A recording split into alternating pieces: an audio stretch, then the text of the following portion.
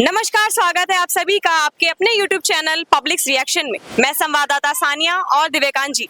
आज हम आपको बताएंगे कि बीते कुछ दिनों में उत्तराखंड देहरादून में जो आपदा आई है, उस आपदा के बाद जनता को जो भारी नुकसान उठाना पड़ा है, उस पर उत्तराखंड के पूर्व मुख्यमंत्री हरीश रावत जी का क्या कहना है, तो चलिए देखते हैं। लोग आज दो ज्वलंत समस्याओं पर, एक राज्य के लोग जो आपदा झेल रहे हैं उस प्रसंग में, और दूसरा जो राज्य की संपत्तियों को खुर्द-बुर्द किया जा रहा है, बर्बाद किया जा रहा है, उसके लिए महामहिम राज्यपाल का ध्यान आकृष्ट करने के लिए उनके पास गए और उनको एक ज्ञापन भी सौंपा।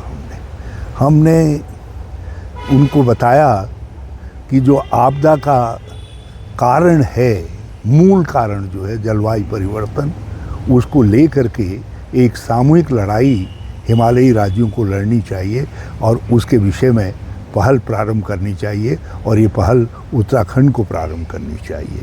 और राज्य के अंदर जो आपदा आ रही है उसमें मुख्यमंत्री जो दिखाई दे रहे हैं, लेकिन शासन नहीं दिखाई दे रहा है, उनका तंत्र नहीं दिखाई दे रहा है, उनके मंत्रीगण नहीं दिखाई दे रहे हैं, और देहरादून के अंदर 2-2 दिन लग जा रहे हैं बिजली को रेस्टोर करने में, तो और पानी, दूसरी सुविधाओं को रेस्टोर करने में भी तंत्र बिल्कुल लापरवाही कर रहा है। लोगों के घरों में मलबा घुसा हुआ है, उसको निकालने के और नालियों को साफ करने के कोई प्रयास नहीं हो रहे हैं। हमने उनका ध्यान आकृष्ट किया कि कहीं ऐसा न हो कि ये मलबा इत्यादि नालियों में ऐसे ही कुछ दिन पड़ा रहे और इससे जो जलजन्य रोग हैं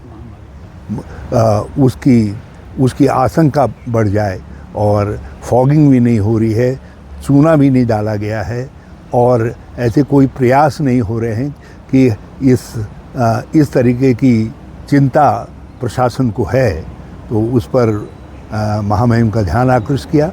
उसके साथ जॉर्ज एवरेस्ट मसूरी के अंदर, जहाँ जो भारत के पहले सर्वेयर रहे थे, जिन्होंने एवरेस्ट की खोज करने का काम किया, और जो जॉर्ज एवरेस्ट की संपत्ति है वो बहुमूल्य संपत्ति है राज्य की, और पर्यटन विभाग के पास है।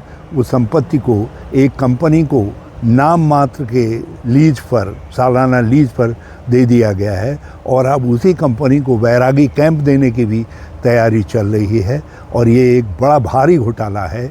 हमने महामहिम से कहा कि राज्य की इन अमूल्य धरोहरों को, इन संपत्तियों को बचाने के लिए पहल करें। इसको जिस तरीके से कंपनियों को दिया जा रहा है और जिस प्रकार की शर्तें उसमें रखी जा रही हैं, उससे ये लग रहा है कि ये संपत्तियां आने वाले समय में उन कंपनियों के हवाले हो जाएंगी, क्योंकि ये लीज शब्द जो है अपने में एक धोखा होता है।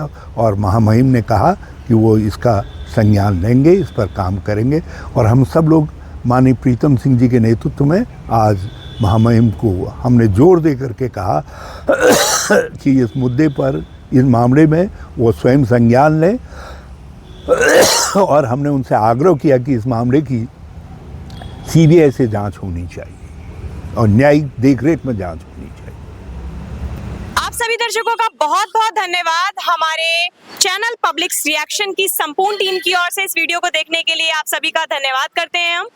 प्लीज हमारे चैनल को लाइक, शेयर और सब्सक्राइब जरूर करें। हमें फेसबुक और इंस्टा पर भी फॉलो करें। धन्यवाद।